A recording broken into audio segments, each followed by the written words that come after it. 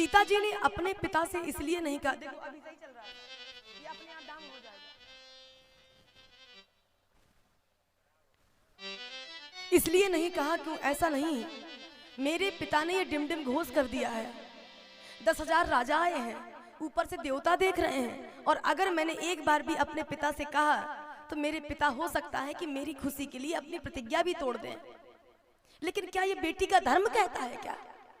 सीता जी की दुविधा है, पिता की बात मान रही हैं तो वहां पति है, ठीक है, पति को देख रहे हैं तो यहाँ पिता है, दोनों तरफ की दुविधा है सीता जी की। लेकिन सीता जी कहती हैं मैं अपने धर्म का त्याग नहीं करूंगी। हमारे जैसी नारियां आपके जैसी होती या पुरुष होते तो क्या एक बार भी थमते? क्या एक बार भी थमते? जो जान जाए कि सामने कई जन्मों का मेरा मित्र खड़ा है, मेरा प्रीतम खड़ा है, क्या वो मानती क्या? लेकिन सीता जी को उस समय अपना धर्म दिखाई दे रहा है। एक चौपाई बड़ी प्यारी आती है, धर्म न दूसरा सत्य समाना, आगम निगम पुराण बखाना। सत्य के सिवा कोई दूसरा धर्म नहीं है। कोई काम आदमी व्यक्ति न करे, केवल एक काम करे कि अपने धर्म का त्याग ना करे। तुलसी बाबा लिखते हैं सीता जी ने जैसे ही राम जी को पुष्प वाटिका में देखा तो गौरी माता के मंदिर में गई तुरंत, और गौरी माता से केवल एक वरदान मांगा है, हे मैया, हे जगत जननी, तू सबकी सुनती है तो मेरी भी सुन ले।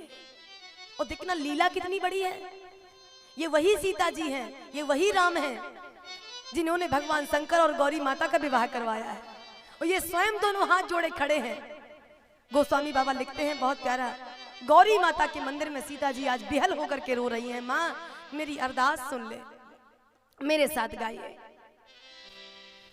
जय जय गिरिवर राज किशोरी, गिरिवर राज किशोरी, जय महेश मुख चंद चकोरी, जय महेश मुख चंद चकोरी, जय गज बदन खड़ानन माता, गज बदन खड़ानन माता, जगत जननी दामिनी दुत दाता, जगत जननी दामिनी दुत दाता, नहीं तब आदि मध्य अवसाना, तब आदि मध्य अवसाना, अमित प्रभाव भेद नहीं जाना, अमित प्रभाव भेद नहीं जाना, वैभव विभव पराभव कारणि, वैभव विभव पराभव कारिणी, विश्व विमोहन स्वस विहारिणी, विश्व विमोहन सबस विहारिणी, देवी पूज पद कमल तुम्हारे, देव पूज पद कमल तुम्हारे, सुर नर मुनि जन होत सुखारे, नर मुनि जन होत सुखारे, द्यावत तो सुलभे फल चारी, वरदायनी पुरार प्यारी, वरदायनी पुरारी प्यारी, मोर मनोरथ जानहुनी के, मोर मनोरथ जानहुनी के, बसौ सदा उरपुर सबही के, बसौ सदा उरपुर सबही के, ताते प्रकट न कारण तेहि, ताते प्रगट न कारण तेहि, अत कहि चरण गहे बैठेहि, अस कहि चरण गए बैठेहि, विनय प्रेम बस भई भवानी, खसी माल मूरत मुस्कानी,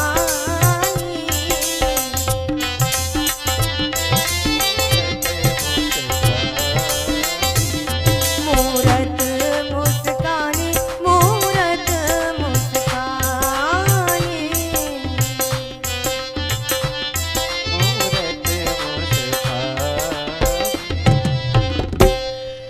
माता सीता जिस समय वरदान मांग रही थी गौरी माता के, तो कहते हैं मूर्ति में दो घटनाएं घटी। पहली घटना कौन सी? कहते हैं ये माला जो थी ना गौरी माता के गले में, वो अपने आप खिसक करके नीचे गिर गई। ठीक है, माता सीता के गले में खसी माला, ये अपने आप माला गिरी। और पूजा करते समय ऐसा कहते हैं, शास्त्र हमारा कहता है कि अगर भगवान के मंदिर में बैठे हैं, जो फूल चढ़े हैं, सर झुकाया, फूल गिर जाए, ये मनोकामना सिद्धि का फल होता है, ऐसा बोलते हैं। तो एक तो माला गिरी, आशीर्वाद मिला, और दूसरे नंबर में मूर्ति मुस्का दी। मूर्ति, कोई गौरी माता से पूछे माता हंसी क्यों आप? हंसने का कारण क्या है? सीता जी रो रही हैं, आप हंस रही हैं। तो गौरी माता कहती है मैं इसलिए हंसी कि जो सारे जगत की माता है, उद्भव स्थिति संहार कारणी, उत्पन्न करने वाली, भरण पोषण करने वाली, संहार करने वाली, जो सर्व सामर्थ्य रखने वाली है, आज वो मुझसे मांग रही है। तो मुझे हंसी इसीलिए आ रही है, जो सारे जगत की माता है वो मुझसे मांगने आई है, बस इसलिए हंस रही हूँ। अच्छा, दूसरा कारण क्या है हंसने का? दूसरा कारण हंसने का ये है कि माता सीता अपनी प्रभुता भूल गई है, अपनी शक्ति भूल गई है। और इसमें हमारे लिए एक मैसेज जाता है, दुनिया में कितना भी बड़ा प्रभुतावान व्यक्ति क्यों ना हो, जो सोचे कि मेरे पास बहुत धन है, बहुत प्रतिष्ठा है, बंगला है, गाड़ी है, ये वो करके, है ना। लेकिन हाँ, इसका एक संकेत है, जब भी भगवान के मंदिर में जाए तो अपनी प्रभुता भूल करके जाए। अपनी प्रभुता उसको याद नहीं आनी चाहिए कि मैं क्या हूं, मैं क्या हूं, मैं क्या हूं। जब व्यक्ति ऐसा करता है, मंदिर में जाने के बाद प्रभुता याद ना आए, अपना पैसा याद ना आए, अपनी प्रतिष्ठा याद ना आए, बस एक चीज याद आए कि प्रभु इस समय मैं खाली हाथ तेरे सामने खड़ा हूं, मेरे पास कुछ भी नहीं है, मेरे पास कुछ भी नहीं है। माता पार्वती इसीलिए हंसी हैं, खसी माल, कि जो सारे जगत की माता दात्री है वो मेरे सामने आज खाली हाथ खड़े हैं। और तीसरी बात, गौरी माता की मूर्ति नहीं हंसी थी, राम जी की मूर्ति हंसी थी। तो आप लोग कहेंगे वहां पर राम जी कहां से आए? वहां तो केवल सीता जी खड़ी थे, गौरी माता के पास राम जी भी थे। कहां?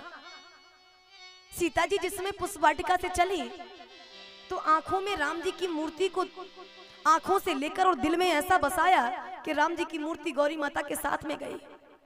और जैसे ही गौरी माता ने वहां पर पूछा कि सीता तुमको क्या चाहिए, तो अंदर से सीता माता ने कहा, सीता माता बोल पड़ी, मैया अपने वर के बारे में, अपने पति के बारे में मैं आपसे बताऊंगी तो क्या उचित लगता है क्या?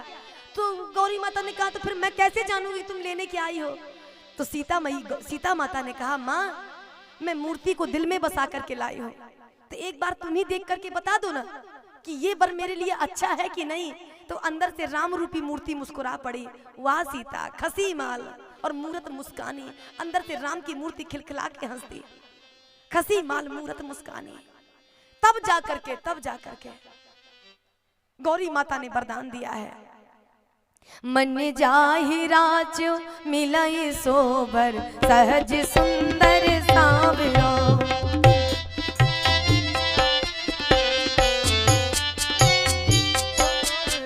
करुणा निदान सुजान शील स्नेह जान तरावरो। करुणा निधान सुजान शील स्नेह जान तरावरो। यही बात गौरी असीस सुन से सहित ये हर्षित अली। बात गौरी असीस सुन से सहित ही हर्षित अली। तुलसी भवानी पूज पुनि पुनि मुदित मन मंदिर चले। मुदित मन मंदिर चले, हाँ मुदित मन मंदिर चले। जान गौरियन को यही हरस न जाए कहीं, मंजुल मंगल मोल बामे अंग फड़कन लगे। बामंग फड़कन लगे, बामे अंग फड़कन लगे। बामंग फड़कन लगे। सीता माता ने वरदान दिया, सीता माता को गौरी माता ने, सीता जिसको भी दिल में बसा करके लाई हैं आप, मेरा वरदान है आपको वही मिलेंगे। सीता माता की आंखों से झरझर करके आंसू निकले।